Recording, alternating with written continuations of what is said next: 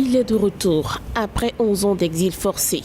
L'opposant mauritanien Mustapha Ould l'imam Chafi a regagné la capitale Nouakchott au soir du dimanche 18 octobre à bord d'un jet privé en provenance de Doha, la capitale du Qatar, où il s'était installé.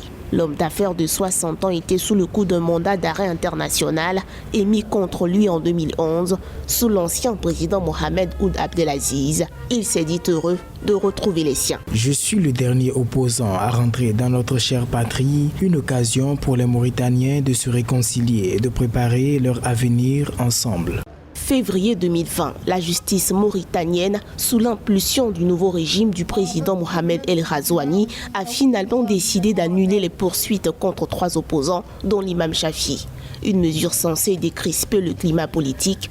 Depuis, les 2 autres opposants ont regagné le bercail. Même si l'actuel président faisait partie d'un régime, aujourd'hui on se rend compte qu'il n'est pas en odeur de sainteté avec son ex-patron, on peut l'appeler ainsi. S'il accepte que ces gens reviennent au pays, c'est qu'il veut décrisper la situation, mais il veut montrer aux Mauritaniens et à l'Afrique en général que lui prône l'apaisement et il n'était pas d'accord sur ces actes qu'avait posé son prédécesseur. Donc aujourd'hui, il fera tout pour qu'on oublie les dérives d'Aziz, même s'il faisait partie de son régime. Farouche opposant de l'ex-président Mohamed Ould Abdelaziz, l'imam Chafi était poursuivi pour corruption, fraude fiscale, connivence et liens avec les groupes djihadistes au Sahel, accusation qu'il a toujours rejetée.